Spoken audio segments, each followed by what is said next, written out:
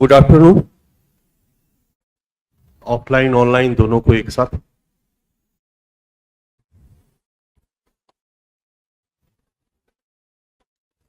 आज से हम लोग बीपीएससी में एक नए बैच की शुरुआत कर रहे हैं और आप सभी मुखर्जी नगर से ही हैं।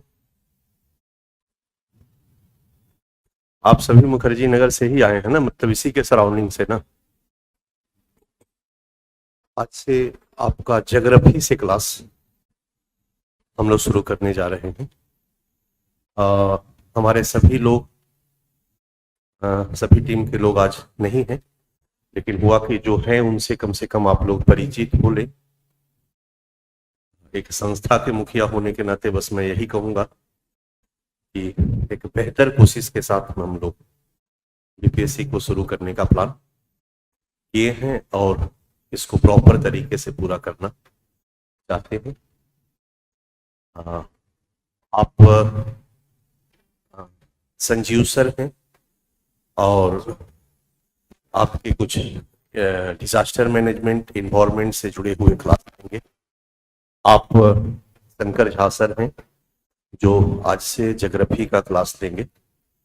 आप आदर्श सर हैं जो अपने यहाँ पॉलिटी पढ़ाएंगे, जो हमारे दीक्षांत में यूपीएससी में भी पॉलिटी पढ़ाते हैं।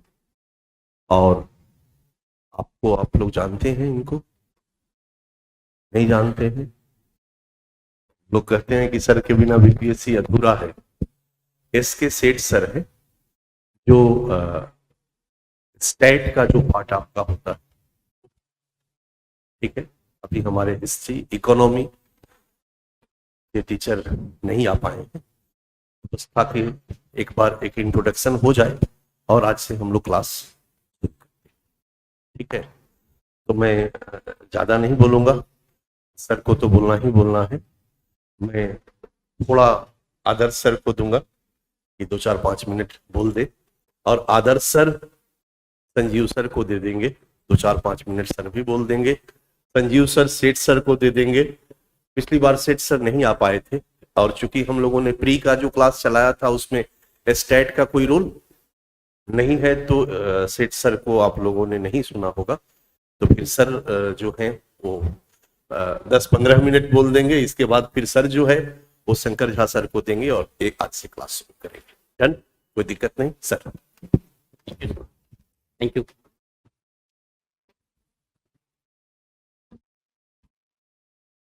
Good evening. तो हर एग्जाम की अपनी एक अलग नीड होती है, एक अलग रिक्वायरमेंट होती है। आप सब तैयारी कर रहे हैं, प्रिपरेशन कर रहे हैं अलग अलग एग्जाम की, अलग अलग एग्जाम देते भी हैं और हर एग्जाम के लिए कुछ ना कुछ डिफरेंट पढ़ते हैं, कुछ ना कुछ अलग पढ़ते हैं। हम लोगों का प्रयास भी यहाँ पर यही है कि बीपीएससी की जो अलग रिक्वायरमेंट है एग्जामिनेशन की, हम लोग उस रिक्वायरमेंट के हिसाब से फोकस होकर के आपके साथ सारे टॉपिक पर मटेरियल शेयर करेंगे, क्लास शेयर करेंगे और आपको फोकस तरीके से पढ़ाएंगे, जिससे कम समय में, कम एफर्ट में आप अच्छे तरीके से एग्जाम को कंप्लीट कर सकें, एग्जाम में सफल हो सकें। क्योंकि सबसे अच्छी बात यह है सफलता के लिए, सबसे अच्छी चीज ये होती है सफलता के लिए कि आप समय कम दें, आप संसाधन कम व्यय करें और आपको कम समय कम संसाधन में सबसे अच्छी सफलता मिले। वही स्ट्रेटजी सबसे अच्छी होती है, क्योंकि आपको तरह तरह के एग्जाम भी देने होंगे, साथ में बीपीएससी भी देना होगा, या कुछ बच्चे होंगे केवल बीपीएससी के लिए फोकस कर रहे होंगे। तो हमारी स्ट्रेटजी यही है कि हम लोग फोकस होकर के आपको बताएं कि किस तरीके से बीपीएससी में डूज और डोंट्स क्या है, आपके क्या करना है क्या नहीं करना है। बहुत सारी कुछ कॉमन मिस्टेक्स होती हैं आप करते हैं एग्जाम में, हर सब्जेक्ट में अलग अलग तरीके की मिस्टेक होती है। As per my subject is concern, polity में बहुत सारे क्वेश्चंस ऐसे होते हैं कि एग्जामिनेशन के बाहर आकर के आपके ज्ञान चक्षु खुल जाते हैं। ओह, इसका तो आंसर ये था, बट मिस्टेक है, आई डिड मिस्टेक। आपको लगता है हमने तो गलत कर दिया, लेकिन इसका आंसर तो ये होना था। तो ये कॉमनली आपने फील किया होगा कि इस तरीके की चीजें आपके साथ रिपीट होती हैं, लेकिन यकीन मानिए अगर ये रिपीट होगा तो सिलेक्शन नहीं होगा। तो कैसे आप इस तरीके की चीजों को कम करें, मिनिमाइज करें, इस तरीके की गलतियां ना हो, और आप अपने आप को प्री में सेव कर सकें। फिर आता है मेन एग्जामिनेशन। मेन एग्जामिनेशन में वो पूरा का पूरा आपका राइटिंग स्किल का एग्जामिनेशन है। आप कम जानते हैं, बहुत अच्छा अगर आप एक्सप्रेस कर लेते हैं, यू आर द विनर। और अगर आप बहुत कुछ जानते हैं और आपका एक्सप्रेशन अच्छे नहीं है, यू आर लूजर। तो हम लोग चाहेंगे कि आप विनर कैटेगरी में हो।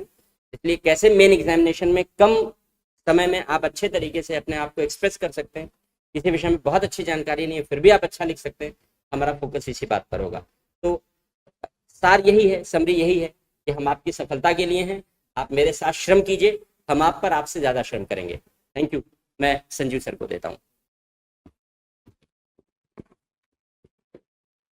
धन्यवाद आदर्श सर, और विशेष धन्यवाद अपने पांडे सर को, एस पांडे सर जी को विशेष करके, क्योंकि दिल्ली में इन्होंने बिहार खड़ा कर दिया, कोशिश कर दिया, और बिहार के बच्चों को या जो बिहार से बाहर के भी बच्चे हैं वो बीपीएससी की तैयारी कर रहे हैं, और उनको यहाँ पढ़ाने का जो सुख है, आनंद है, और यहाँ से क्वालिफाई करने का जो आनंद होगा, एक मुझे लगता है बहुत बड़ा आनंद होगा हम लोग के। हम लोग सिविल वालों को, यूपीएससी वालों को पढ़ा रहे हैं 20 सालों से, उससे भी अधिक हो गया, और तो बोलने में बुरा लगता है क्योंकि बहुत लोगों का जन्म नहीं हुआ तब से पढ़ा रहे हैं। लेकिन बिहार को पढ़ाना, बिहार के बच्चों को पढ़ाना, या जो बच्चे बाहर से भी हैं, दूसरे स्टेट से हैं, वो बिहार दे रहे हैं, उनको न केवल पढ़ाना बल्कि क्वालिफाई करवाना।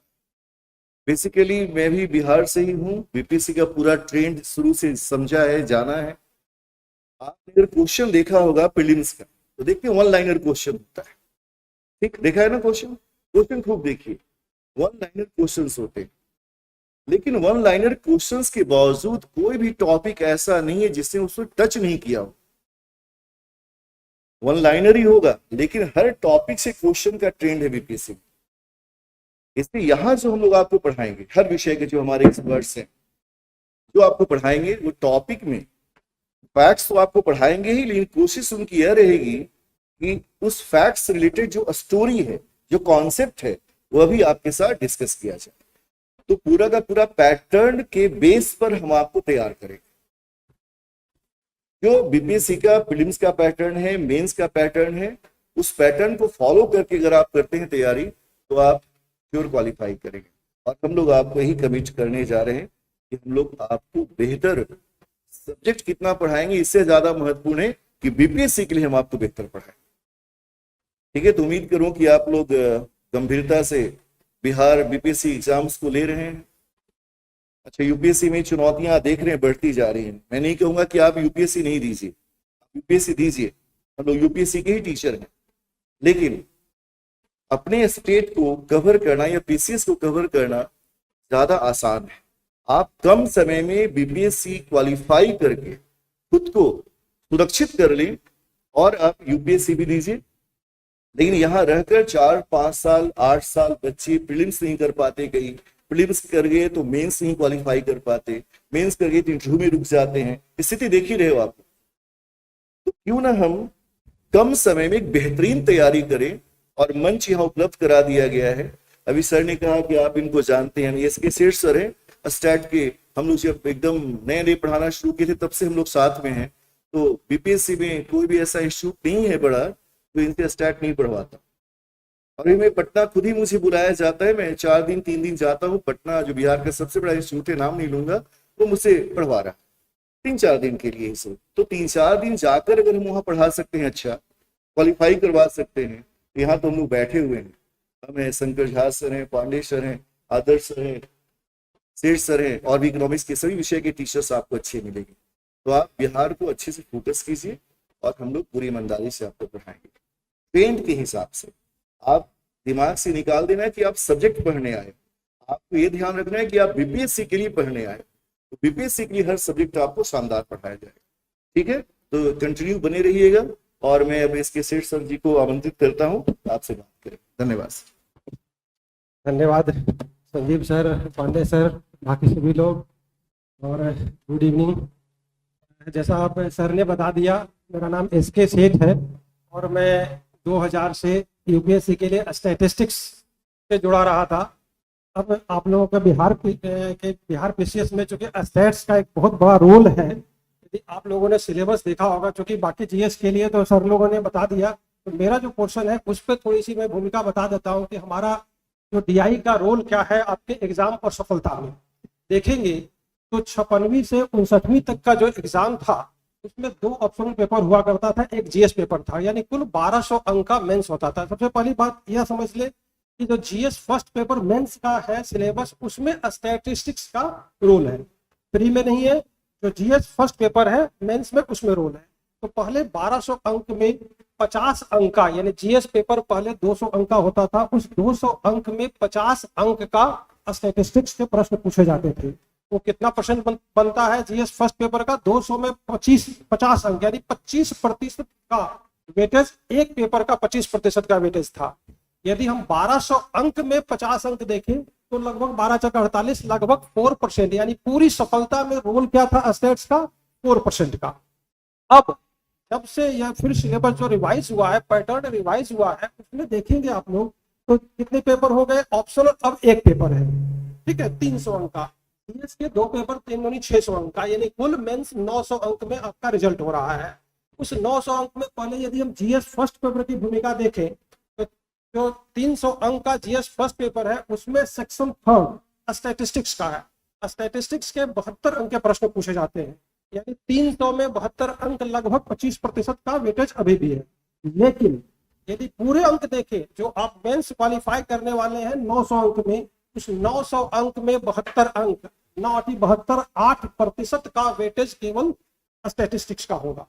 और स्टैट्स देखेंगे सबसे कमजोर पक्ष है मैक्सिमम विद्यार्थियों का, क्योंकि जो भी आप देखेंगे इंटरव्यू पढ़ते होंगे या जो सफल कैंडिडेट हो गया या जो असफल हुए हैं उन लोगों से बात होती होगी, तो देखेंगे सफलता जो भी रैंक होल्डर है या सफल हुए हैं उनका स्टैट्स निश्चित रूप से अच्छा हुआ है, तभी वो सफल हुए हैं। बिना स्टैटिस्टिक्स के सफलता की उम्मीद करना मुश्किल है। या तो आप 10-20 नंबर से पिछड़ रहे हैं क्योंकि स्टैट नहीं बनाया, या अच्छे रैंक होल्डर नहीं बन पा रहे हैं क्योंकि स्टैट्स नहीं बनाया। तो इस 72 अंक, और एक पार्ट ऐसा है जिसमें आप 72 में 72 अंक पा सकते हैं। थोड़े बहुत मान लीजिए कुछ मानवीय भूल भी हो जाते हैं कैलकुलेशन में, उसको भी छोड़ दे तो 65 अंक से 70 अंक तो आसानी से पा सकते हैं। ये 65 से 70 अंक जो 500 का इंटरव्यू कॉल हो रहे हैं, 500 के आसपास अंक में या सफलता प्राप्त कर रहे हैं, उसमें सोचिए कि 70 अंक की क्या भूमिका होगी। तो इसके बिना सफलता अधूरी रहेगी। तो इसी डीआई के लिए, अब डीआई होता क्या है, मैक्सिमम लोग क्या करते हैं। हाँ, एक बात और, 53 से 56वीं से 59वीं तक जो एग्जाम हुए थे उसमें स्टैटिस्टिक्स सिलेबस में था। स्टैटिस्टिक्स मतलब पहले mean, median mode, standard deviation, diagram, graph बनाने के प्रश्न होते थे। बट 56वीं से 59वीं से एग्जाम हुआ, ये वह दौर था जब यूपीएससी से स्टैटिस्टिक्स हट गया था और डाटा इंटरप्रिटेशन, जो सीसेट पेपर लॉन्च हुआ था उसमें डाटा इंटरप्रिटेशन इंट्रोड्यूस किया गया था। उसी दौर में बिहार पीसीएस ने भी बिना सिलेबस में रिवाइज किए हुए स्टैटिस्टिक्स के प्रश्न को छोड़ दिया और डाटा इंटरप्रिटेशन के ऊपर क्वेश्चन पूछे जाने लगे। वही डीआई अभी तक पूछा जा रहा है 72 अंक का, ठीक है। तो उस 72 अंक में आप मैक्सिमम करते क्या है, बाजार से कोई प्रैक्टिस सेट लिया, जो मैक्सिमम क्या है बैंक पीओ में पूछे जाते हैं, एसएससी में पूछे जाते हैं, उन सबको किताबों को लेकर प्रैक्टिस करना शुरू कर देते हैं, जो कि बिल्कुल ही संभव नहीं है। जब तक उसकी बेसिक कॉन्सेप्ट को नहीं समझेंगे, आप बेसिक को मजबूत नहीं करेंगे तो डीआई के प्रश्न कभी नहीं बनने वाले हैं। 10-20 अंक बना लेंगे। तो यहाँ पर हमारी जो क्लास होगी उसमें हमारा फोकस होगा कि आप मजबूत कैसे करें, डाटा इंटरप्रिटेशन का बेसिक क्या है, बेसिक को समझेंगे फिर हम डीआई के प्रैक्टिस पे आएंगे। तो उस बेसिक को मजबूत करना हमारा क्लास का उद्देश्य होगा, ठीक है, ताकि आप 72 में 65 अंक आसानी से प्राप्त कर पाए, ठीक है। तो यही हमारे डीआई का रोल होगा आप लोगों के लिए। और बाकी आगे सर लोग, अच्छा शंकर झा सर अब आज की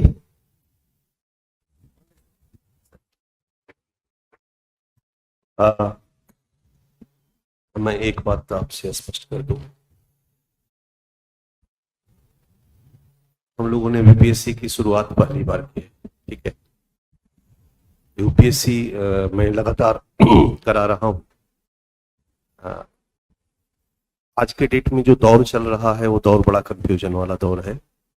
अगर हम कहें तो कोचिंग का डेमोक्रेटाइजेशन हो गया है। यूट्यूब पे व्यूज जिस टीचर के सबसे ज्यादा, वही टीचर सबसे बढ़िया माना। चूंकि आप दिल्ली में हैं, बीपीएससी करने आए हैं, तो मुझे लगता है यूपीएससी से आप लोग सभी लोग जुड़े हैं या नहीं जुड़े? आप सभी जुड़े हो। बाजीराम के रविंद्रन सर का क्लास यूट्यूब पे है, 2,500 व्यू है, किसी क्लास में 3,000 व्यू है, किसी क्लास में 2,000 व्यूज। इसका मतलब ये नहीं है कि वो रविंद्रन सर खराब टीचर। मैं कहना जो चाह रहा हूं वो समझ में आ रहा है। टीचिंग के साथ एक और पहलू जुड़ गया है हाल के वर्षों में, जिसको हम एक्टिंग कहते हैं। डर लगता है हमारे साथ जो टीचर हैं कभी कभी कहने में कि भाई केवल टीचिंग से काम नहीं चलेगा, एक्टिंग भी आनी चाहिए। पर सच्चाई ये है कि आपके एग्जामिनेशन को पास करने के लिए टीचिंग के सिवा और कोई उपाय नहीं है। तो मैं कोशिश हमेशा यही करता हूं, चाहे वो हमारा यूपीएससी का कोर्स हो, चाहे हमारा बीपीएससी का कोर्स हो, कि हमारे साथ जो टीम रहेगी वो अनुभवी लोगों की टीम रहेगी। एक अच्छा खासा अनुभव, कम से कम 8 साल का, 10 साल का एक्सपीरियंस होना चाहिए। भले वो अच्छे एक्टर नहीं हो, एक टीचर के रूप में, एक संस्था प्रमुख के रूप में गारंटी लेता हूं, वो एक अच्छे टीचर होंगे, टीचिंग फोकस्ड होगा। बाकी चीजें हो या मैं हूं यहां पर आज, जिस मजबूती के साथ मैं आंख से आंख मिला के आपसे बात कर रहा हूं, क्योंकि मैं एक टीचर हूं। मेरे लिए बड़ा कठिन होता है प्रबंधन का काम करना, गलती से कोचिंग खोल दिया। कल भी मैं आपके साथ सामने खड़ा होकर के आंख से आंख मिला के बात कर सकूं, इसके लिए जरूरी है कि जो मैं कमिटमेंट कर रहा हूं उसको, मेरे लिए ये सबसे बड़ी चुनौती होती है। और हमारा कमिटमेंट यही है कि टीचिंग के साथ कोई समझौता। ये बात हमेशा आप याद रखो, किसी भी कोचिंग में या किसी भी कंपटीशन की तैयारी में कोचिंग की भूमिका 10% होती है। सच्चाई यही है बच्चा, 90% भूमिका आपकी होती है। हम रहे या ना रहे, कोचिंग रहे या ना रहे, जिसमें गट्स है वो बीपीएससी क्वालिफाई कर जाता है, यूपीएससी क्वालिफाई कर जाता है। बस हमारी भूमिका एक सहायक की होती है, एक सहयोगी की होती है, जो आपके ड्यूरेशन को थोड़ा कम कर देती है। तैयारी के क्रम में आपको कंसेप्ट के क्लियरिटी को लेकर के थोड़ी सी सहयोग कर देती है। पास आप ही को करना है, आपके अंदर जज्बा नहीं होगा तो कोई पास आपको नहीं करा सकता है। हम पास कराने लगे तो बीपीएससी का कम से कम 20 लाख तो चलना चाहिए, नहीं 10-20 लाख से कम क्या लेंगे जब हमारे ऊपर डिपेंड हो जाता है कि हम आपको पास कराते। ऐसा नहीं होता है ना, आपको है। हमारी संस्थान या हमारी भूमिका यही होगी कि प्रॉपर तरीके से आपको सिलेबस पढ़ाया जाए, प्रॉपर तरीके से आपका टेस्ट हो, और जब हमारे पास आए तो आपको इसका कुछ फायदा मिले। मतलब एक वास्तविक सहयोगी के रूप में हम आपको साथ अपनी भूमिकाओं का निष्पादन करें, आपको खुश करने के लिए न करें। हमारे यहाँ चाहे वो यूपीएससी हो, चाहे मेरा अपना ऑप्शनल हो, मैं खुश करने के लिए नहीं पढ़ाता हूं। आज भी मैं अपना ऑप्शनल 10 महीने पढ़ाता हूं। लोग भाग जाए 10 महीने पढ़, और अगर मेरे को जानते होगे आप लोग तो ऐसा भी नहीं है कि मेरे पास इतना फालतू समय पड़ा हुआ है कि अनावश्यक मैं आपके साथ 10 महीने का समय दूं। मैं एक संस्था को चला रहा हूं, ऑलरेडी मैं अपने संस्था का प्रॉपर क्लास नहीं ले पाता हूं, फिर भी जब मैंने बच्चों को बुलाया है ऑप्शनल में तो मेरी ड्यूटी बनती है कि मैं उन पर प्रॉपर समय, यदि मैंने अपने जीएस में यूपीएससी में बच्चों को बुलाया है तो मेरी ड्यूटी बनती है कि उनके लिए प्रॉपर समय दिया जाए।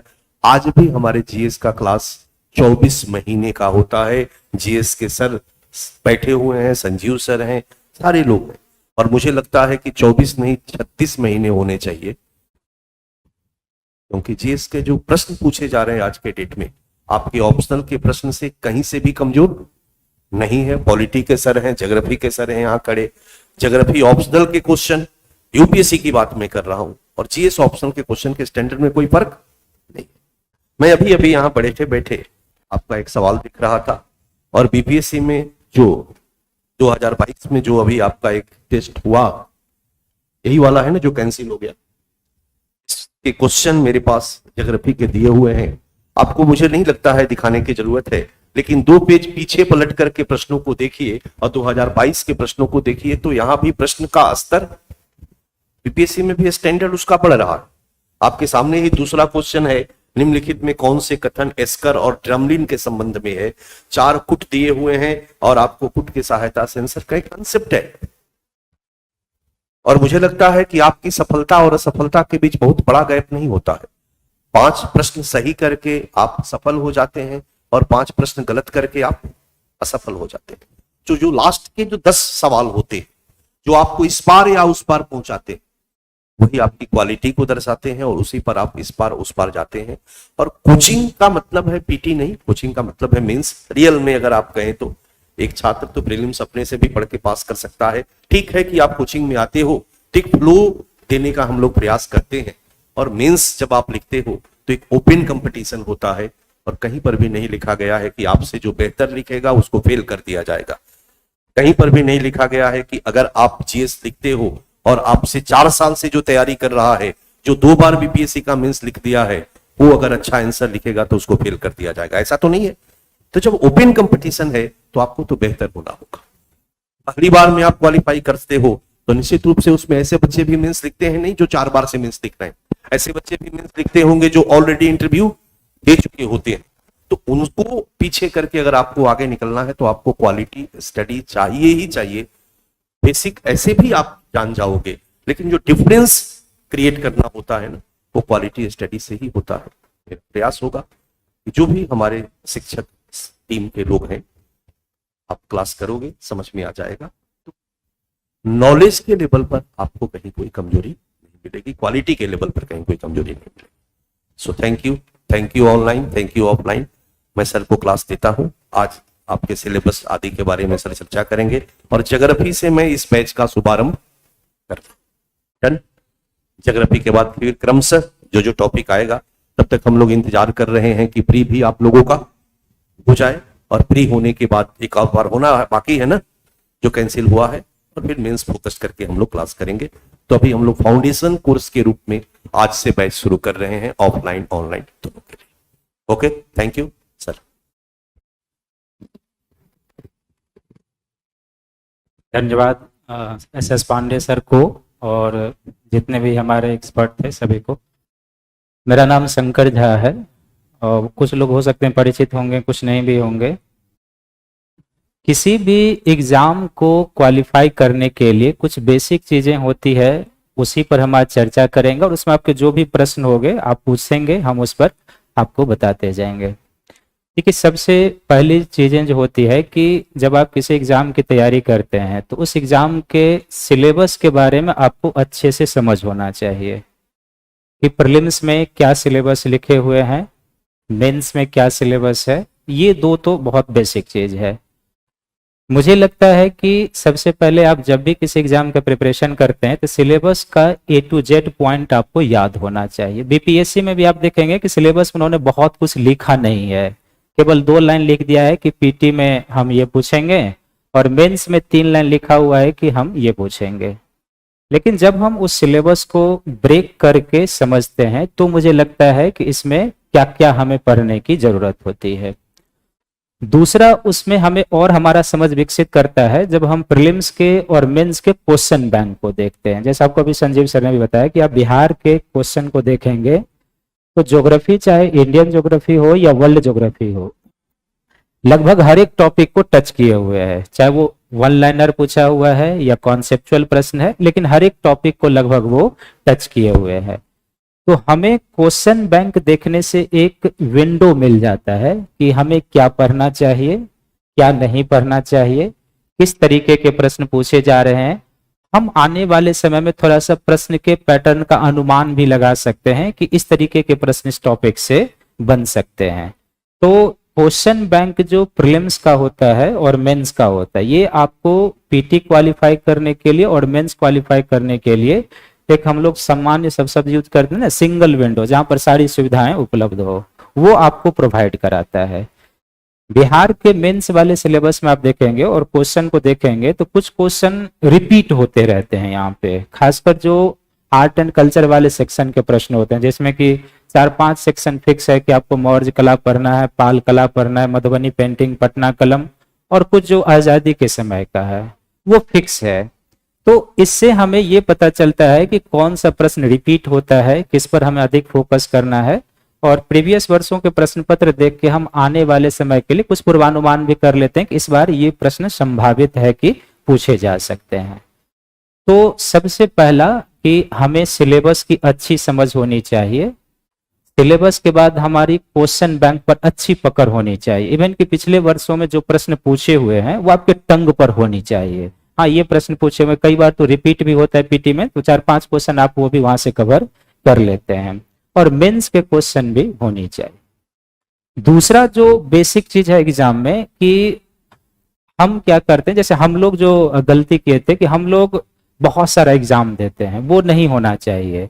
आप कुछ एरिया सेलेक्ट कर लीजिए कि हाँ मुझे यूपीएससी देना है और अपने स्टेट पीसीएस को देना है, क्योंकि ऑल ओवर आप देखेंगे तो हर एक स्टेट पीसीएस का सिलेबस कुछ ना कुछ चेंज है। जब आप यूपी का एग्जाम देने के लिए जाएंगे तो यूपी स्पेशल आपको पढ़ना होगा, वहां के प्रश्न का कुछ अलग पैटर्न है। एमपी का एग्जाम देने के लिए जाएंगे तो एमपी का कुछ स्पेशल पढ़ना होगा, प्रश्न की प्रकृति अलग है, पैटर्न अलग है। आरपीएससी का एग्जाम देने के लिए जाएंगे तो प्रश्न की प्रकृति, पैटर्न, सिलेबस सब कुछ अलग है। तो ऐसे में क्या होता है ना कि हम जब हर एक स्टेट पीसीएस एग्जाम देने के लिए जाते हैं तो हम पूरे साल पीटी की तैयारी करते रह जाते हैं। आज क्या है भाई, यूपी का पीटी है, कल किसका है, एमपी का होगा, अगले महीने किसका है, राजस्थान का, अगले महीने किसका है, बिहार का है।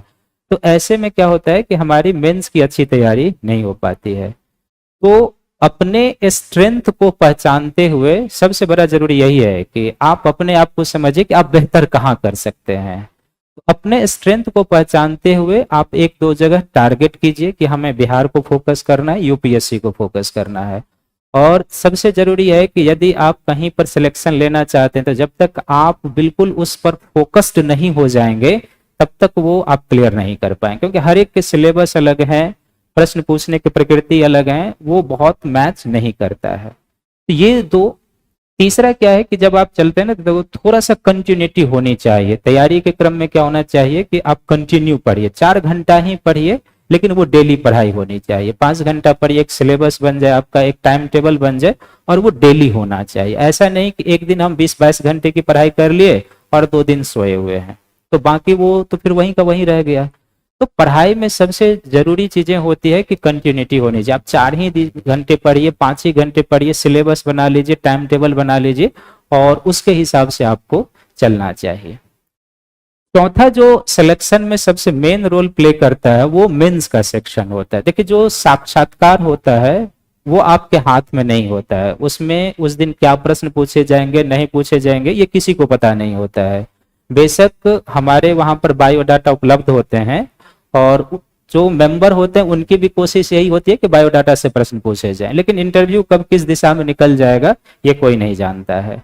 तो हम इंटरव्यू में हमारा बहुत ये नहीं होता है कि हम मानने लगे कि 120 नंबर में हम 100 नंबर ले आएंगे, लेकिन मेंस में यदि हम कोशिश करें तो हम वहां पर अच्छा परफॉर्म कर सकते हैं, क्योंकि मेंस का सिलेबस क्या है पता है, प्रश्न की प्रकृति पता है, और यदि हम उसके हिसाब से प्रिपरेशन करके जाते हैं और मेंस में यदि हम अच्छा स्कोर कर जाते हैं, जिसकी बहुत संभावना है बिहार में करने की, तो इंटरव्यू यदि हमारा 100 भी जाता है तो हमारे सिलेक्शन तो तय है कि हो जाएंगे।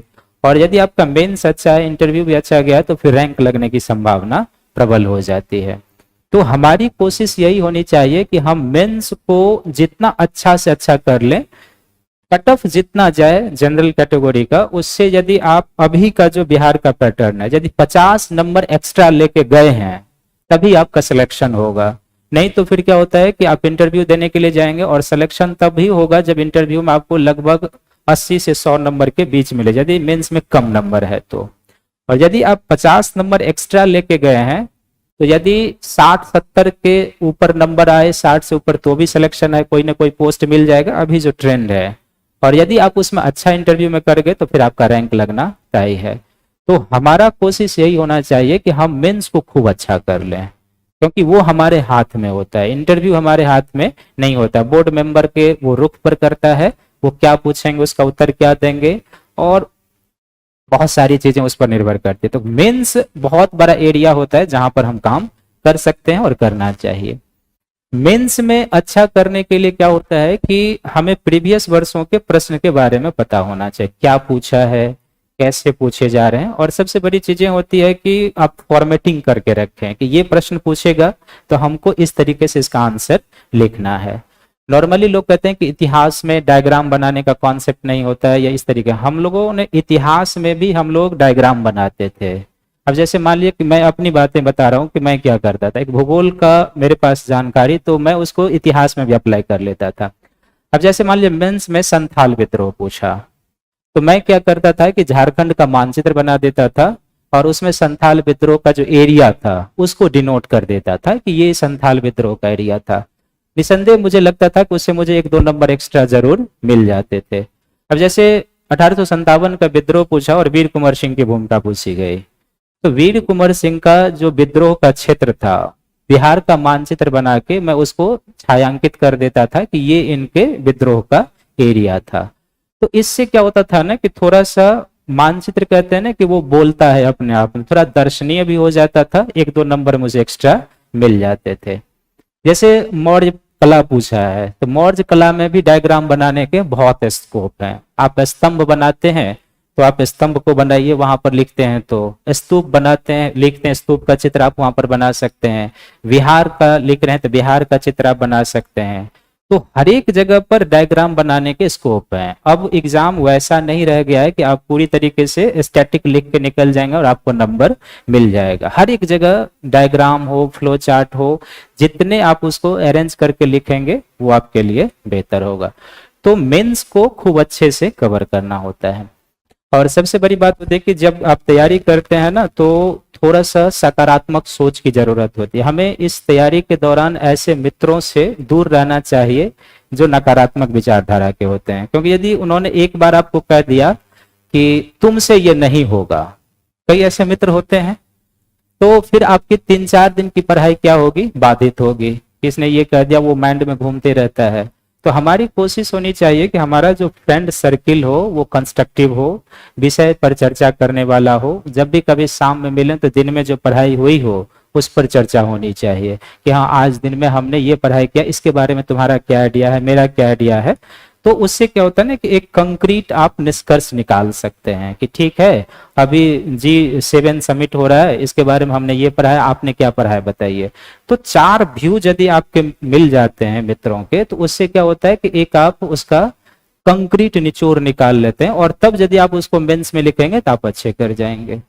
तो हमेशा कंस्ट्रक्टिव वर्क होना चाहिए। ऐसा नहीं कि ठीक है कि हम फोन पर घंटों घंटों बतिया रहे हैं लेकिन उसमें कोई कंस्ट्रक्टिव काम नहीं हो रहा है। निसंदेह देखिए, जब आप फोन पर किसी से बात करते हैं और पढ़ाई से बहुत इतर बात होती है, तो वो 1 घंटा ही नहीं जाता है आपका। उस फोन पर बात करने के बाद आधे घंटे, पौन घंटे तक वो बातें आपके दिमाग में चलते रहती है। और यदि आप उस समय पढ़ते भी हैं तो आपकी पढ़ाई नहीं हो रही है।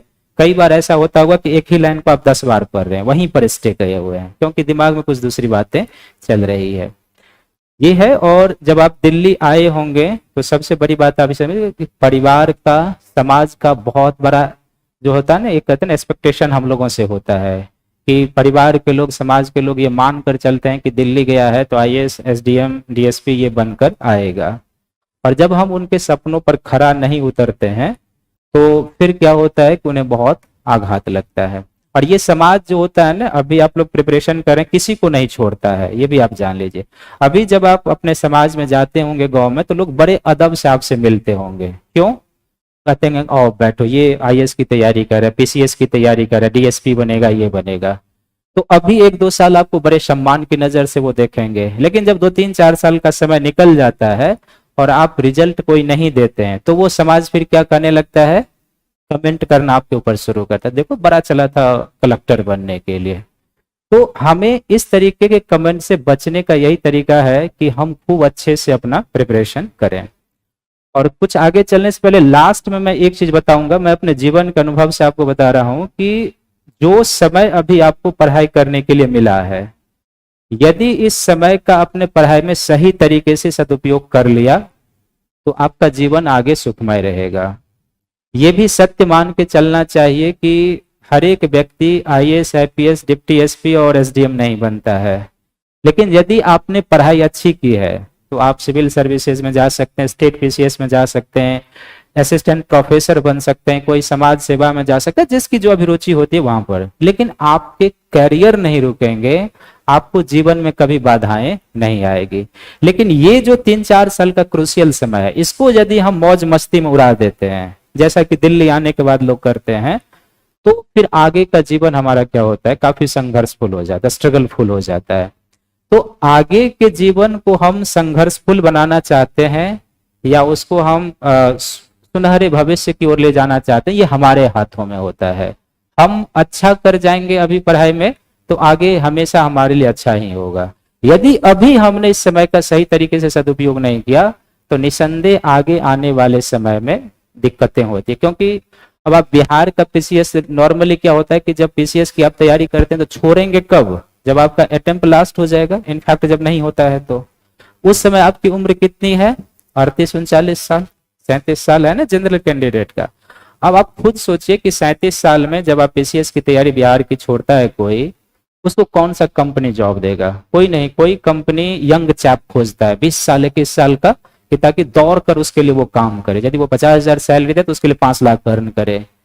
37-38 साल में ये संभव होता नहीं है। तो फिर हमारे लिए क्या बच जाता है कि या तो गांव में कहीं आप कोचिंग खोलें, कोई छोटा सा काम करें, और फिर लाइफ को हमेशा कोसते रहते हैं कि मेरे साथ ये हुआ, मेरे साथ ये हुआ। भाग्य सबका अच्छा होता है, ये आप मान के चलिए। उस भाग्य को अच्छा करना बुरा करना हमारे हाथों में होता है। और ये अच्छा या बुरा किससे होता है? हमारे कर्मों से होता है। हम अच्छा पढ़ाई कर लेंगे, अच्छा कर जाएंगे तो निसंदेह हमारा सिलेक्शन होगा। और बीपीएससी में सिलेक्शन लेना कोई बहुत टफ काम नहीं है, ये बात आप जान लीजिए। आप लोग अपने आप को खुश नसीब मानिए कि आप लोगों को दिल्ली जैसे शहर में रहने का अवसर मिल रहा है। यहाँ पढ़ाई कर रहे हैं, गार्जियन प्रत्येक महीना 20,000 15,000 रुपया भेजते होंगे। हम लोग पटना में रहते थे और पटना से पढ़ाई करते थे। और जब मेरा यूपीएससी का लास्ट अटेम्प्ट था 2010, तो मैं दिल्ली आया था। उससे पहले 3 अटेम्प्ट मैं पटना से ही लिख चुका था यूपीएससी का मेंस, और 2 इंटरव्यू भी दिया था यूपीएससी का वहीं से। और मेरा एकेडमिक बैकग्राउंड जब आप जानेंगे तो आपको बहुत आश्चर्य लगेगा। मैं बिल्कुल पूरी तरीके से साइंस बैकग्राउंड का छात्र हूँ। फिजिक्स ऑनर्स मेरा है। अब मैंने हिस्ट्री से एमए, ज्योग्राफी से भी एमए कर लिया है। और एक साइंस बैकग्राउंड का स्टूडेंट ज्योग्राफी ऑप्शनल पेपर रखे, हिस्ट्री ऑप्शनल पेपर रखे, और दोनों कहा जाता है कि समुद्र है। और हम लोगों के समय पीटी में भी ऑप्शनल पेपर होता था यूपीएससी में 2010 तक। तो हमने खुद से उसकी तैयारी की, और आप अंदाज लगा सकते हैं कि 2006-07 में पटना में कोचिंग का किस तरीके से इंफ्रास्ट्रक्चर रहा होगा। और उस समय हम लोग खुद से पढ़ते थे, खुद से नोट्स बनाना, खुद से करना, और खुद से इंटरव्यू भी देना। तो ये सब कुछ अपने ऊपर निर्भर करता है कि आप अपने आप को कहाँ ले जाना चाहते हैं। तो हम लोगों के सामने में एक ही चीज था कि भाई तैयारी करनी है तो बस अच्छे से करना है। और 2010 में मैंने 3 मेंस लिखा था, यूपीएससी का लिखा था, एमपी का भी लिखा था, और आरपीएससी का भी लिखा था। जब मेरा नहीं हुआ आरपीएससी का भी, मैंने उस बार इंटरव्यू दिया था, तब मैंने पढ़ाना शुरू कर दिया था। थोड़े मुझे अपॉर्चुनिटी मिलने लगे तो मैंने पढ़ाना। ये हुआ क्यों? क्योंकि जब मैं पहले क्लास में पढ़ाने के लिए जा रहा था तब भी मेरे अंदर कोई डर नहीं था कि मैं पढ़ा पाऊंगा या नहीं पढ़ा पाऊंगा, क्योंकि मुझे पता था कि मेरे अंदर जानकारी है। बाकी बात रही टीचिंग एक कला है, तो वो भी मेरे अंदर धीरे धीरे आ जाएगा और मैं पढ़ा लूंगा। और मैं धीरे धीरे आगे निकल गया।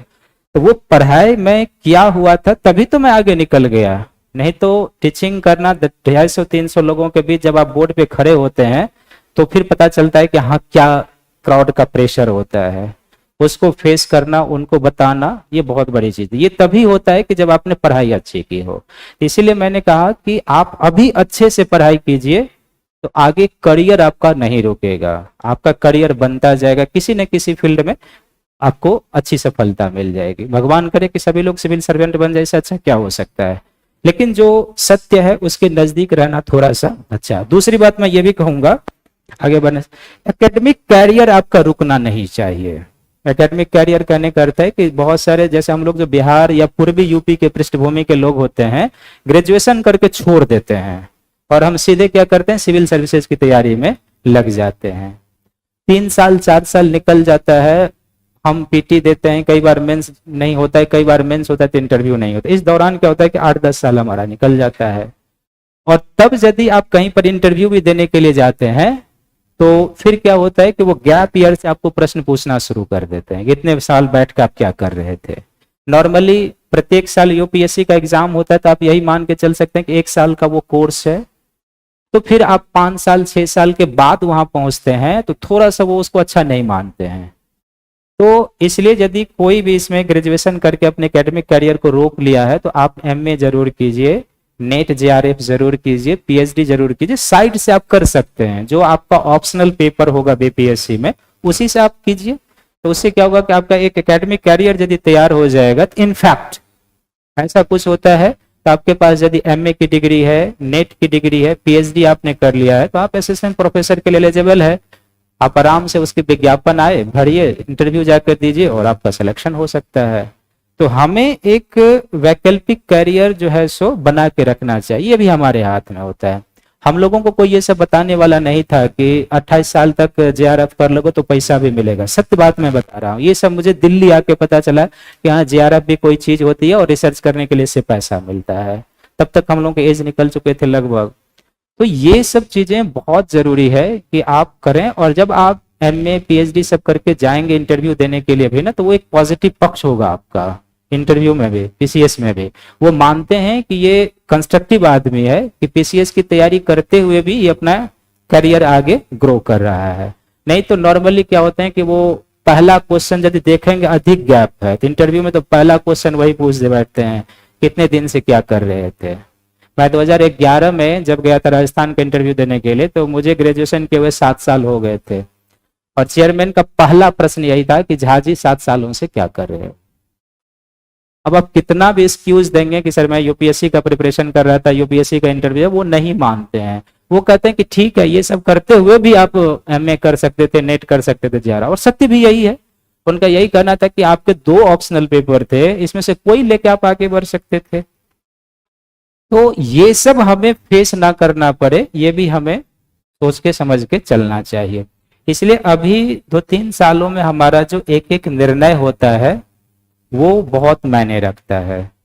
तो हम अब आगे चलते हैं, थोड़ा सा देखते हैं क्या क्या चीजें, कैसे क्या भूगोल में पढ़ना है, किस तरीके से। प्रश्न तो आपको पिछले 10 सालों का भूगोल का जो है पिछले बीपीएससी का हमने टाइप करा के दे दिया है कि ताकि आप घर पे भी देखेंगे और यहाँ जैसे जैसे क्लास हमारी चलेगी वैसे वैसे हम लोग उसको सोल्व भी करेंगे। क्लास का जो पैटर्न होगा उसमें अभी जो हम लोग चलेंगे बेसिकली पीटी के हिसाब से चलेंगे, ठीक ना, और वर्ल्ड ज्योग्राफी से चलेंगे हम। तो वर्ल्ड ज्योग्राफी में क्या है कि जो क्लाइमेटोलॉजी है, ओशनोग्राफी है, जियोमॉर्फोलॉजी है, वहां से चलेंगे। फैक्ट और कॉन्सेप्ट सभी को समझेंगे, और प्रत्येक दिन 10 क्वेश्चन का टेस्ट होगा ऑब्जेक्टिव, जो हमने इसमें भी मेंशन किया है कि जैसे मान लीजिए आज तो क्लास नहीं, कल जो क्लास होगी वर्ल्ड ज्योग्राफी की उसका अगले दिन 10 क्वेश्चन का टेस्ट। आप क्लास आएंगे, आपको 10 क्वेश्चन का टेस्ट देना है। फिर उसका हम जैसे एक यूनिट समाप्त होगा, यूनिट वाइज भी टेस्ट कराएंगे, वीकली टेस्ट भी आपका होगा। तो अभी से आप मान के चलें कि हम लोग पीटी ओरिएंटेड क्लास करेंगे, और फिर जैसे क्योंकि अभी हम चाहते हैं कि जो 67th बीपीएससी दे रहे हैं उनको भी कुछ इसमें बेनिफिट मिल जाए, और जैसे ही वो पीटी हो जाएगा हम पूरी तरीके से मेंस पे शिफ्ट हो जाएंगे। और सभी टीचर के बारे में आप लोग जानते होंगे, बेशक मेरे बारे में नहीं जानते होंगे, बाकी यहाँ जो पढ़ा रहे होंगे सभी के बारे में आप लोग जानते होंगे। तो सभी योग्य हैं, इसमें तो कोई ऐसा है नहीं। आपके मन में जो भी प्रश्न हो आप लोग हमसे पूछिएगा। थोड़ा सा हम आगे बढ़ते हैं, और हम स्लाइड लेके नहीं पढ़ाते हैं, मैं पहले ही बोल देता हूं, मैं वैसे ही पढ़ाऊंगा। ये तो समझना है हम लोगों को, इसीलिए हमने ले लिया है। कल से स्लाइड की कोई बात नहीं रहेगी। ये तो 150 अंक है, और 150 अंक में आपको यानी 150 क्वेश्चन है। जाहिर सी बात इसमें 10 क्वेश्चन क्या होते हैं, मैथमेटिक्स के होते हैं। 10 क्वेश्चन जो ये मैथमेटिक्स के होते हैं, आप ये मान के चलिए कि मेरे लिए नहीं है। जिनको मैथमेटिक्स आती है वो ठीक है, जिनको नहीं आती उनको मान के चलना है कि पीटी में हमारे लिए 140 प्रश्न है। हम लोग यही मान के चलते थे अपने लिए, क्योंकि मुझे गणित नहीं आती थी, सत्य बात है। और इस उम्र में गणित सीखने की उम्र ये नहीं है। गणित सीखने की उम्र कौन सी होती है, जब आप 5th से लेके 10 क्लास में होते हैं, तभी आप उसको सीखते हैं। अभी यदि आपको कोई सिखा भी दे और डिजिट भी चेंज हो जाएगा तो आपको कैलकुलेशन में परेशानी होनी शुरू हो जाती है। तो हमें मान के चलना है कि मेरे लिए 140 प्रश्न है, 10 क्वेश्चन आप बनाएंगे और अंदाज का हिसाब से यदि आपका 2 सही हो जाए, 3 सही हो जाए, वो आपके लक के ऊपर डिपेंड करता है। और पिछले बार के यदि कट ऑफ को छोड़ दिया जाए, कितना कट ऑफ गया था, 108 क्वेश्चन चले गए थे जनरल के। तो नॉर्मली इससे पहले बीपीएससी का जो कट ऑफ रहा है वो 95 से 100 के बीच ही रहा है जनरल का, 97 98 ये रहा है। और शायद ऐसा इसलिए हुआ था कि पिछली बार भी कुछ हुए थे प्रश्न और हुए थे, पिछली बार लोगों को नहीं पता चला, इस बार पता चल गया। इस बार भी यदि क्वेश्चन एग्जाम हो जाता और प्रश्न जिस तरीके से, तो कट ऑफ फिर इससे नीचे आने की कोई संभावना नहीं थी। ये अच्छा हुआ कि एग्जाम कैंसिल हो गया, फेयर तरीके से हो। तो हमें ये कोशिश करनी चाहिए कि 140 प्रश्न में इफ बट कोई भी कंडीशन हो, हमें 100 से लेके 105 के बीच अपना स्कोर रखने का प्रयास करना चाहिए। इतना ये नॉर्मल कंडीशन में आपका रिजल्ट हो जाएगा यदि प्रश्न आउट नहीं होते हैं। तो अभी तक का लगभग यही है। हम लोगों ने जब से एग्जाम दिया है 102 नंबर कट ऑफ, 104 नंबर, 97, 98, इसी तरीके से कट ऑफ होता था। तो ये है। अब इतने प्रश्न को करने के लिए 140 प्रश्न में कोई निगेटिव मार्किंग तो है नहीं, तो हमें करना है। और 2-3 यदि आप मैथमेटिक्स में से निकाल लेते हैं तो आपके ऊपर निर्भर करता है। तो सबसे पहले देखिए कि ये पता होनी चाहिए कि हमारे लिए प्रश्न कितना उपलब्ध है, कितना कट ऑफ जा रहा है और कितना हमें इसमें स्कोर रखना है, ताकि हम प्रीलिम्स किसी भी कीमत पर पास कर जाएं। क्योंकि पहला बैरियर तो यही है, आप इसको पास करेंगे तभी आपके पास जो भी लिखने की कला है या जो भी चीजें आप प्रदर्शित कर पाएंगे। मुख्य परीक्षा, ये तो सभी को पता होगा कि सामान्य अध्ययन, तो सामान्य अध्ययन में पहला पेपर ही सबसे चुनौतीपूर्ण है। जैसे सर ने कहा कि ये 72 नंबर का स्टैट है। 72 नंबर का जो ये स्टैट है, ये आपको रैंक दिला सकता है, आपको सफलता दिला सकता है और आपकी सफलता को रोक भी सकता है। क्योंकि जिसको आएगा वो 60-65 नंबर तक इसमें कवर कर सकता है, और जिसको नहीं आएगा वो बिल्कुल क्या हो जाएगा। तो ये पेपर जो है, इसमें आप मार्क्स का बहुत ही वेरिएशन देखेंगे। जिसको स्टैट जिससे नहीं बनता है उसका नंबर यदि आप देखेंगे तो 110 नंबर से लेके 130 नंबर के बीच रहता है। जिसका स्टैट गलत हो गया या नहीं बनाया, आप मार्कशीट देखेंगे। और जिसका स्टैट बन गया ये सीधे 170 से लेके 190 के बीच निकल जाता है। तो ये जो 50 नंबर का अंतर होता है ना, ये आप कभी फुलफिल नहीं कर सकते कहीं पर। 10-5 नंबर का यदि अंतर हो तो आप ऑप्शनल पेपर में कवर कर सकते हैं, कहीं और कवर कर सकते हैं, लेकिन 50 नंबर का अंतर कवर करना बहुत ही मुश्किल होता है। तो इसमें वो है। बाकी तो इसमें आप जानते हैं कि हिस्ट्री, आर्ट एंड कल्चर, समसामयिकी है, तो वो आप अच्छे से कर जाएंगे यदि आपने उसका अच्छे से समझ लिया है। सामान्य अध्ययन 200-300 नंबर, इसमें कुछ ज्योग्राफी, बिहार में मेंस में ज्योग्राफी का बहुत एरिया नहीं है, उसमें कुछ कभी कभी इन्वायरमेंट के 1-2 प्रश्न आ जाते हैं और कुछ डिजास्टर मैनेजमेंट से प्रश्न आते हैं। लेकिन वो डिजास्टर मैनेजमेंट का जो प्रश्न होता है वो कुछ अलग तरीके का होता है, बिहार पर आधारित होता है। कभी फ्लड से पूछेगा, कभी ड्रॉट से पूछेगा, कभी पूछ देगा कि बिहार में किन किन आपदाओं के आने की संभावना है, कौन सा वो आपदा प्रभावित क्षेत्र है। तो वो इसके बारे में हमें थोड़ा सा ब्रॉडर जानकारी की जरूरत होती है, क्योंकि बिहार में भूकंप भी आ सकता है, क्योंकि बिहार भूकंप जोन 4 में आता है। बिहार में आप देखते हैं कि जो बाढ़ सूखा है ही। इसके बाद अभी आप देखते हैं कि बिहार में बिजली गिरने की बड़ी घटनाएं होती है ना, खासकर प्री मानसून सीजन में, और लगभग उसमें काफी लोग मरते भी हैं। तो वो भी एक प्रकार की आपदा है ना। तो इस सब को भी मेंशन करना होता है। जनरली नॉर्मली क्या होता है कि जब हमको बिहार में आपदा के संदर्भ में पूछा जाता है तो हम बाढ़ सूखा लिख के निकल जाते हैं, लेकिन किसी ने बाढ़ सूखा मेंशन किया है और किसी ने भूकंप मेंशन किया है, बाढ़ मेंशन किया है, सूखा मेंशन किया है, लाइटनिंग जो होती है वो।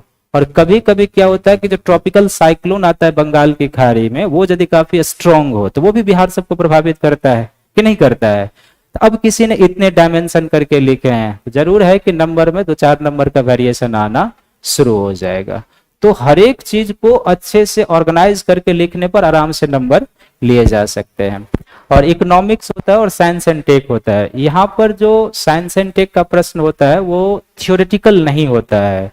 आप देखेंगे कि साइंस एंड टेक का प्रश्न जो था बहुत ही अप्लाइड होता है, सामाजिक आर्थिक जीवन से उसका संबंध जोड़ के पूछा जाता है। आर्थिक जो इकोनॉमिक का प्रश्न होता है वो भी लगभग कुछ उसी तरीके का होता है। कई प्रश्न तो ऐसे होते हैं बिहार के जो यूपीएससी से भी ऊपर स्टैंडर्ड के प्रश्न होते हैं। खासकर जैसे पॉलिटी के आप देखेंगे तो सीधे प्रश्न आता है कि बिहार भारत में संघवाद की उभरती हुई नई प्रवृत्ति के बारे में बताइए। इस तरीके के प्रश्न पूछे हुए हैं बीपीएससी में। तो सबसे पहले तो संघवाद और क्या रिसेंट ट्रेंड उभर कर आ रहा है, केंद्र राज्य संबंधों में वर्तमान विवाद के मुद्दे क्या हैं, इस तरीके से बीपीएससी पूछती है।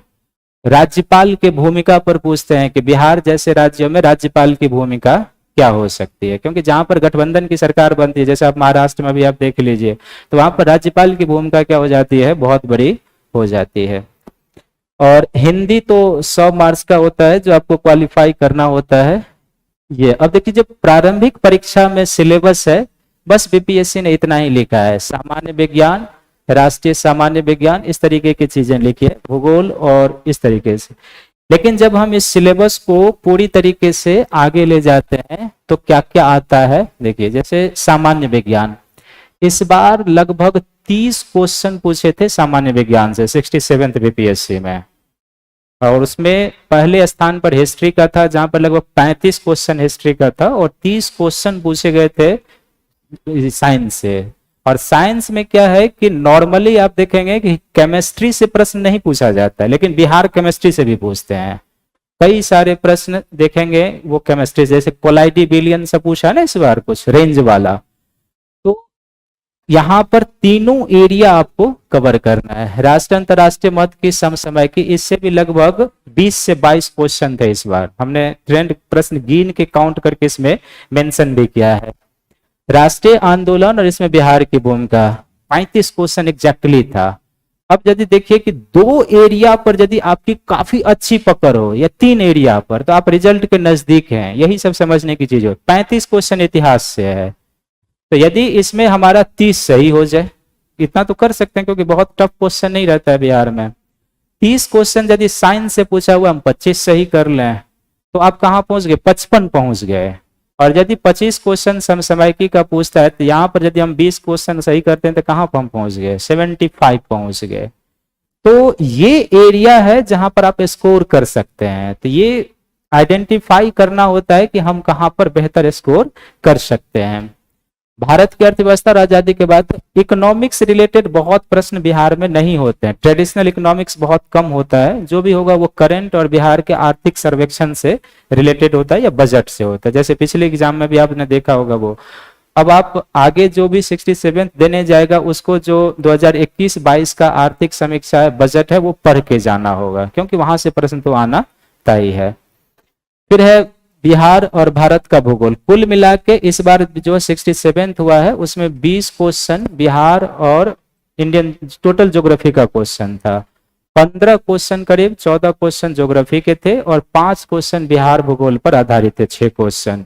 और जो बिहार भूगोल पर आधारित 6 क्वेश्चन थे बहुत ही आसान थे, बल्कि जो भारत का ज्योग्राफी से पूछा हुआ था वो क्वेश्चन कुछ थोड़े से टफ थे। राज्य व्यवस्था और गणित जैसे मैंने पहले कहा कि 10 क्वेश्चन पूछते हैं, तो आपको जिनको आती है उनको मान लेना है कि मेरे लिए 150 क्वेश्चन है, जिनको नहीं आती है उनको मान के चलना है कि हमारे लिए 140 क्वेश्चन ही हैं। तो ये सिलेबस है इसका। और मुख्य परीक्षा का जो पाठ्यक्रम है वो आपको देखिए, जो हिंदी है वो माध्यमिक स्टैंडर्ड का, यानी कि जो हायर सेकेंडरी या उसी स्तर का, बहुत ही सामान्य होता है। 30 नंबर लाना होता है, इसमें एक निबंध लिखना होता है, कुछ ग्रामर होते हैं जो आप आराम से कर सकते हैं। अन्य स्टेट पीसीएस में हिंदी स्कोरिंग पेपर है, यूपी यदि आप देते होंगे तो वहाँ स्कोरिंग पेपर है, एमपी में स्कोरिंग पेपर है, आरपीएससी में हर एक जगह हिंदी स्कोरिंग है। अपने यहाँ बिहार में क्या है कि केवल ये क्वालिफाइंग नेचर का है।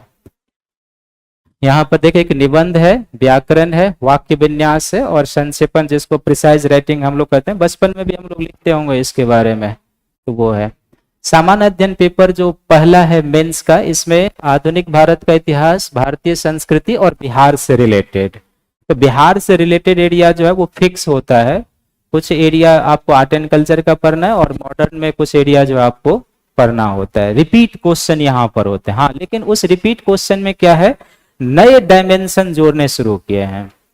जैसे एक बार प्रश्न पूछा हुआ है कि मौर्य कला का वर्तमान बिहार के विकास में क्या योगदान है।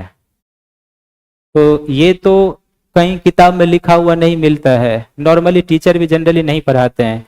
ये है कि आप तत्काल एग्जामिनेशन हॉल में इस प्रश्न को कैसे सोचते हैं और कैसे लिखते हैं। आप खुद सोचिए, कहीं का जो ये मौर्य कला नहीं, कहीं की जो विरासत स्थल होते हैं, सांस्कृतिक स्थल होते हैं, या भारत में जो भी विरासत या सांस्कृतिक स्थल है, वो इस देश के विकास में किस तरीके से भूमिका निभा रही है, बड़े तौर पर यदि हम सोचें तो क्या निभा रही है भूमिका ये। एक तो टूरिज्म सेक्टर है ना, कि जो बिहार में मौर्य कला या कोई भी कला है वो क्या है, पर्यटन को बढ़ावा देता है। पर्यटन के माध्यम से क्या होता है, राज्य को इनकम की प्राप्ति होती है। दूसरा है कि ये एक टूरिज्म रोजगार के अवसर को भी क्रिएट करता है कि नहीं करता है, करता है ना। टूरिज्म सेंटर पर आप देखेंगे कि बहुत सारे लोग ऐसे होते हैं जो वहां के बारे में बताने वाले होते हैं, जिसको आप गाइड कहते हैं ना। नॉर्मली आपको नहीं भी चाहिए तो वो जबरदस्ती आपको बताना चाहते हैं कि आप इसके बारे में समझिए ताकि उसको कुछ पैसा मिल जाए।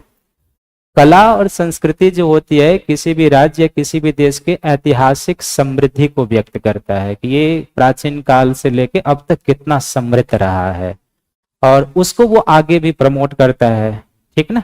अभी भी आप देखिए कि बिहार में पटना के सड़कों पर आप चले जाएंगे तो मौर्यकालीन मूर्तियां से बनी हुई बिकती है या नहीं बिकती है, बिकती है ना। तो आज भी तो वो काम कर रहा है ना, रोजगार लोगों को दे रहा है, कुछ लोग उस व्यवसाय से जुड़े हुए हैं। तो हमें यही सोच के लिखना होता है, ये किसी पुस्तक में नहीं होता है कि हाँ इस तरीके से होगा इस तरीके से होगा, आपको सोच सोच के इसका लिखना होगा। ये कई पर भी पूछे जा सकते हैं। फिर राष्ट्रीय अंतर्राष्ट्रीय महत्व का जो घटना चक्र है वो सांख्यिकी, ये इसका एरिया हो जाएगा। राज्य व्यवस्था का है जो सेकंड पेपर है, भारतीय अर्थव्यवस्था, भारत का भूगोल, भूगोल का जैसे मैंने कहा कि डिजास्टर मैनेजमेंट और कुछ पर्यावरण का सेक्शन है, बहुत लंबा यहाँ पर नहीं है। और भारत के विकास में विज्ञान और प्रौद्योगिकी की भूमिका, जैसे यहाँ पर प्रश्न कैसे पूछता है, मैं एक प्रश्न देता हूँ आप उसको समझिए। प्रश्न पूछता है कि बाढ़ के और सूखे आपदा के नियंत्रण में विज्ञान और प्रौद्योगिकी की भूमिका बताइए। कुछ सोच के आप लोग बताइए कि बाढ़ सूखा को कंट्रोल करने में प्रौद्योगिकी की क्या भूमिका हो सकती है। ये प्रश्न पूछा हुआ है बीपीएससी में। यदि आपके पास क्वेश्चन बैंक होगा हम भी प्रोवाइड कराएंगे, आप उसमें देखेंगे। तो ये बिल्कुल एनालिटिकल प्रश्न है, किसी भी किताब में इस तरीके से नहीं लिखा रहता है कि ये पॉइंट होगा। लेकिन आप खुद सोचिए कि जब कहीं पे फ्लड आता है, कहीं पे ड्रॉट आता है, तो क्या क्या विज्ञान और प्रौद्योगिकी की भूमिका हो सकती है वहां पे। क्या बाढ़ के पूर्वानुमान में विज्ञान और प्रौद्योगिकी की भूमिका हो सकती है या नहीं हो सकती है। कहीं पर जब हैवी रेनफॉल होने की संभावना होती है तो मौसम विभाग अलर्ट करता है ना कि भाई यहाँ पर बहुत बड़ी बारिश होने वाली है, ओलावृष्टि होने वाली है, हेल होने वाला है। नदियां जब खतरे के निशान से ऊपर होती है तो वो भी सूचनाएं दी जाती है। हमारे आप तक जो वो सूचनाएं पहुंचती है वो किसके माध्यम से पहुंचती है, टेक्नोलॉजी के माध्यम से ही पहुंचती है। आपदा के बाद जब रेस्क्यू कार्यक्रम होता है तो सरकारें जो अनुक्रिया करती है वो भी किस पर आधारित होता है, पूरी तरीके से टेक्नोलॉजी पर आधारित होता है। सूखा है तो सूखा का पूर्वानुमान हो सकता है ना, सूखा के बाद कैसे हो सकते हैं। आप देखते हैं कि भारत में IRS प्रणाली है जिसको हम लोग क्या कहते हैं, इंडियन रिमोट सेंसिंग कहते हैं। वो क्या करता है कि बेसिकली वो इसी सब के बारे में बताता है कि कौन सा एरिया बाढ़ प्रबंध क्षेत्र है, कौन सूखा प्रभावित क्षेत्र है, संसाधन आकलन, ये सारी चीजें वो करता है। डिजास्टर मैनेजमेंट में हमारा वो मदद करता है। तो ये अप्लाइड क्वेश्चन होते हैं, जो अच्छे से लिखेगा उसी को नंबर मिलेगा, वरना इस तरीके के प्रश्न लिखने क्या होते हैं, बहुत कठिन काम होते हैं। इसलिए एक बार पूरी अस्त्र शस्त्र आपके पास होनी चाहिए। और नॉर्मली जो एज है सबको पता है, इसमें कुछ कहने की कोई जरूरत है ही नहीं है। आपका एज यहाँ पर काउंट होता है, एटम काउंट नहीं होता है। 37 साल तक जिन्होंने एज पूरी कर ली उसके बाद वो एक्सपायर कर गए। क्या 21 से ही होगा, कुछ सर्विस में 20 से भी है क्या, डिप्टी एसपी में हो सकता है कि, तो नॉर्मली ये है सब। अब मान लीजिए ये जो 42 साल तक है, यहाँ पर जाने के बाद यदि नहीं होता है तो फिर हमारे सामने बहुत चुनौती। ये पूरा एक ट्रेंड एनालिसिस है, 39th बीपीएससी से लेके किस सेक्शन से कब कितने प्रश्न आए हैं ये एक ट्रेंड एनालिसिस है जो आपके जो नोट्स दिए गए हैं आज के उसमें भी मेंशन है। हमें बहुत पीछे नहीं जाना होता है, 3-4 एग्जाम जो है ना, जैसे 64 है, 5 है, इनको देखते हुए हम ये कर सकते हैं कि कहाँ से कितने प्रश्न पूछे हुए हैं और हमें किन एरिया को कवर करने की जरूरत है। जैसे मैंने कहा, आप देखिए हिस्ट्री से 35 है, पॉलिटी से 10 क्वेश्चन है, यहाँ ज्योग्राफी से 15, जो इकोनॉमिक्स से बहुत कम 4, साइंस से 30 क्वेश्चन पूछे हुए, मैथ से तो फिक्स ही रहता है, करेंट अफेयर से 25 क्वेश्चन है, बिहार से हर एक एरिया से मिला के 21 क्वेश्चन। बिहार का जो एरिया है वो विगत वर्षों में काफी बढ़ने लगा है। इसका अर्थ है कि हमें बिहार वाले एरिया पर फोकस करने की जरूरत है। तो ये है भूगोल में जो सिलेबस है पाठ्यक्रम में, वो आप देख रहे हैं कि लिखा हुआ कि बिहार के प्रमुख भौगोलिक प्रभाग तथा यहाँ की महत्वपूर्ण नदियां। प्रमुख भौगोलिक प्रभाव करते हैं कि फिजिकल डिवीजन और अन्य चीजों से भी प्रश्न पूछे जाते हैं उस पर। और भारत के बारे में तो इस सिलेबस को जब हम लोग ब्रेक करते हैं ना, तो लगभग हर एक टॉपिक हमें टच तो करना ही होता है। यानी कि भारत का जो भौतिक विभाजन है, वो भारत की जलवायु, नदी प्रणाली से हमेशा 1-2 क्वेश्चन रहता है बीपीएससी में, जो सॉइल है, जनसंख्या, जनजाति, नगरीकरण, उद्योग, खनिज, कृषि, वन, पर्यावरण और पारिस्थितिकी। तो लगभग आप मान के चलिए कि पूरे जो ज्योग्राफी के टॉपिक हैं वो टच तो करने ही पड़ते हैं। और कुछ जो इस ज्योग्राफी से रिलेटेड करंट का एरिया होता है, जैसे कि आप देखेंगे कि परिवहन में करंट का एरिया बनता है, कृषि में बनता है, उद्योग में कुछ करंट का एरिया बनता है, वहां से भी प्रश्न आ जाता है कि सागर माला, भारत माला, इस तरीके से प्रश्न जो है पूछे हुए हैं। तो ये टॉपिक है। हालांकि इसमें विश्व भूगोल में आप देखेंगे तो ये जो पर्वत, पठार, चट्टान है, ये बेसिकली मैपिंग के थ्रू हम लोग करेंगे। कुछ इसमें मैपिंग का भी एरिया है। भूकंप पर प्रश्न आता है, ज्वालामुखी पर। इसके बाद आप जाएंगे तो जो विश्व के नदी, झील, झरने हैं, इस पर प्रश्न होते हैं। और महासागरीय जलधारा पर भी प्रश्न पूछे हुए। पिछले वर्षों में आप देखेंगे प्लेट टेक्टोनिक्स पर प्रश्न पूछना शुरू किया है।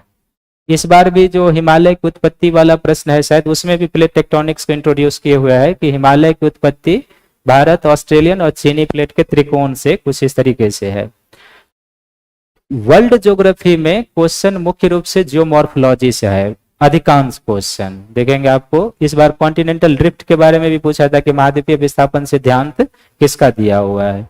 प्लेट विवर्तनिकी, भूकंप, ज्वालामुखी, ये इसके हिट टॉपिक हैं जहां से प्रश्न पूछते हैं। लेकिन चूंकि हम लोग एक फाउंडेशन बैच के रूप में जा रहे हैं, तो हम लोग हर एक टॉपिक को पढ़ेंगे ताकि इफ बट की कोई संभावना रहे कि कौन सा पूछेंगे नहीं।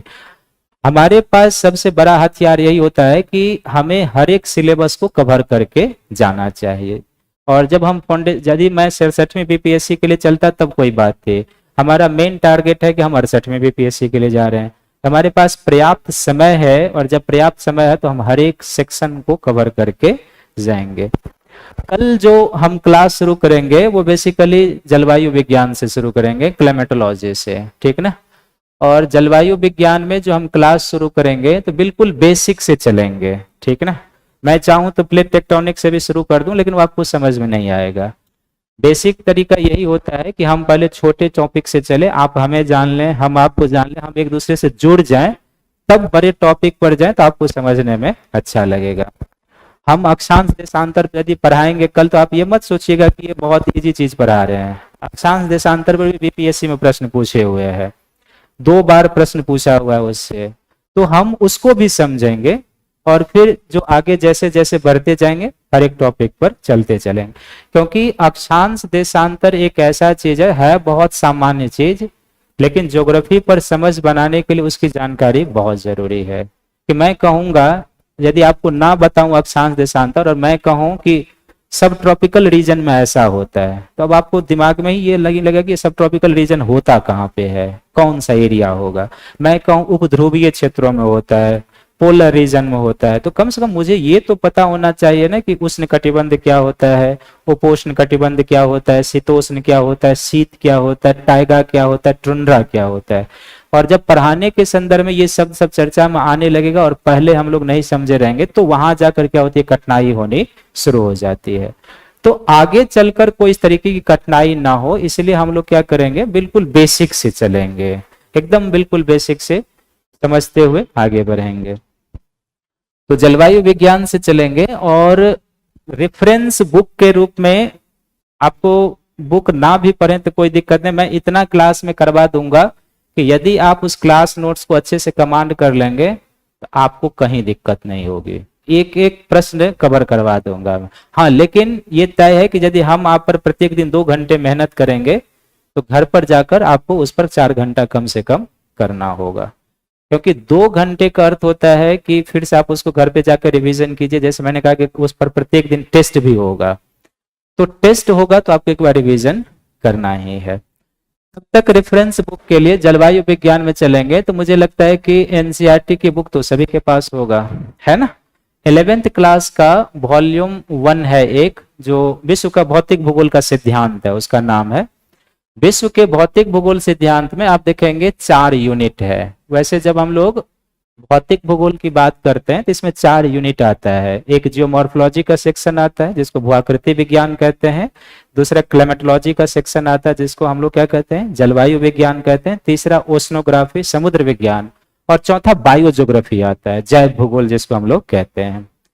तो इसमें एक यूनिट होगा जलवायु विज्ञान, और जलवायु विज्ञान में पहला टॉपिक दिया होगा उसमें वायुमंडल का संगठन और संरचना करके। तो आप उसको एक बार संभव हो तो रिवीजन कर लीजिएगा, क्योंकि अक्षांश देशांतर किसी किताब में दिया हुआ नहीं होता है। तो कल हम शुरू करेंगे वहीं से, अक्षांश देशांतर समझ लेंगे, पृथ्वी के ताप कटिबंध दाब कटिबंध सबको समझते हुए, टाइम बचेगा तो फिर हम आ जाएंगे मेन टॉपिक पे, वायुमंडल के संगठन और संरचना पे आ जाएंगे। और प्रत्येक दिन 2 घंटे की क्लास होगी, मंडे टू सैटरडे। संडे को आपका टेस्ट होगा। मंडे टू सैटरडे जो क्लास हुआ रहेगा उसका ऑब्जेक्टिव टेस्ट होगा। 2 तरीके से टेस्ट, 3 तरीके से चलेंगे हम लोग। एक तो टेस्ट होगा प्रत्येक दिन, जैसे कल जो क्लास होगी उसका अगले दिन 10 क्वेश्चन का टेस्ट हो जाएगा। एक टेस्ट होगा कि मंडे टू सैटरडे जो क्लास हुई रहेगी उसका संडे को हो जाएगा। और एक यूनिट वाइज टेस्ट भी होगा। जैसे मान लीजिए जलवायु विज्ञान में हमें 6 टॉपिक पढ़ने एक समझने के लिए, तो जब वो 6 टॉपिक कवर कर लेंगे हम लोग तो एक फुल लेंथ टेस्ट उसका आपका हो जाएगा। ये हर एक टीचर आपके साथ इसी तरीके से चलेंगे कि प्रत्येक दिन उस तरीके से आपका कवर होते जाए। क्लियर है? अब यदि आप लोगों के मन में कुछ प्रश्न है, कुछ पूछना है तो आप पूछ सकते हैं हमसे। हम कोशिश करेंगे कि आपके जो डाउट है उसको क्लियर करें। कुछ भी यदि मन में है प्रिपरेशन को लेके, कोचिंग को लेके, कोई भी चीज, तो मैंने पहले ही कहा था कि आप किसी भी संस्था को और टीचर का बेहतर लाभ तभी उठा सकते हैं जब आप उनके साथ अच्छे से जुड़ जाएं। मन में ये ना हो कभी पूछने के क्रम में कि हम ये चीज पूछ लेंगे तो ये जान जाए कि इसको ये भी नहीं आता है। जब लोग प्रिपरेशन करते हैं तो आप मान के चलिए कि हर एक व्यक्ति वहीं पर होता है जहां पर आज आप हैं। तैयारी करने के बाद ही कोई ऊपर की ओर निकलता। हम लोग जब तैयारी शुरू किए थे ना 2 महीने के बाद तो लगता था कि कहाँ आगे तैयारी करने के लिए, कुछ समझ में ही नहीं आ रहा है, क्यों वो इंजीनियरिंग वाला लाइन छोड़ के हम इधर आ गए। तो ये सभी के साथ होता है। तो इसलिए ये नहीं समझना है कि पूछ बैठेंगे ये चीज तो मान कहेंगे कि ये भी इसको नहीं आता है। हर एक व्यक्ति, मैंने कहा कि जब शुरुआत होती है तो वो 0 स्तर से ही होती है। जैसे जैसे हम आगे चलेंगे हमारी अंडरस्टैंडिंग बढ़ते जाएगी, चीजें जुड़ते जाती है। क्लियर है? तो कुछ पूछना है तो पूछ सकते हैं आप लोग, कोई भी प्रश्न हो किसी भी चीज का, ऑप्शनल पेपर को लेकर कुछ भी। इसमें ऑप्शनल पेपर किसका क्या है आप लोगों का?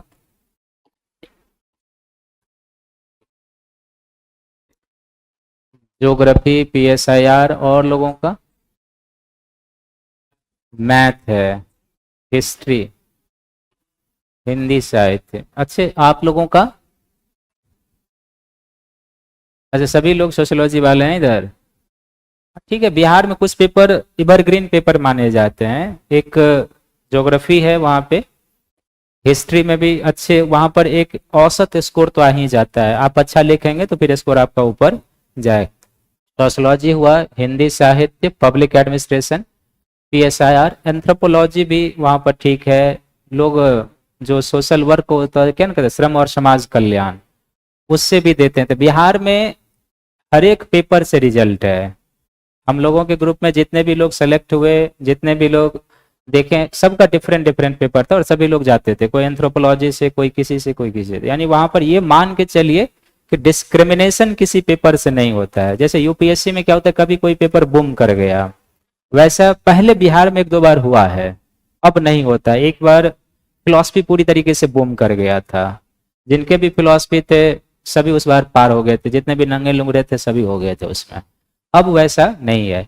हाँ, लेकिन कुछ पेपर ऐसा है बिहार में जो अभी भी एवरग्रीन माना जाता है। उसमें एक ज्योग्राफी है जो कभी भी आपको वहां पे डुबाएगा नहीं। अच्छा लिखेंगे, आपके स्कोर 300 में 200 से ऊपर निकल जाएंगे। और हिस्ट्री तो इस बार का टॉपर ही था, मुझे लगता है पिछला जो रिजल्ट आया है कुछ इस तरीके से उसका। तो मिलेंगे हम लोग कल। हिंदी बाइलिंगुअल होगा, उसमें आपको समझने में कोई दिक्कत नहीं होगी। डिक्टेशन, जो डिक्टेशन होता है वो इंग्लिश में करा दिया जाएगा, लेकिन मैक्सिमम लोग हिंदी माध्यम के हैं तो फोकस उस पर। लेकिन आप आके क्लास देखो, यदि आप उसको कवर कर जाएंगे तो कोई दिक्कत नहीं है। क्योंकि ज्योग्राफी सब में टर्मिनोलॉजी, मैं तो एक एक चीज इंग्लिश में बताऊंगा, तो मैं इंग्लिश मीडियम में भी पढ़ाता हूँ ज्योग्राफी, तो मेरे लिए कोई दिक्कत नहीं है, तो आप उसमें कर सकते हैं, कोई दिक्कत नहीं होगा। तो कल से हम लोग मिलेंगे 6 बजे से, और 6 से लेके 8 तक हम लोगों की क्लास होगी। 2 घंटे हम लोग पर डे चलेंगे। सभी को थैंक यू है, धन्यवाद। ठीक है।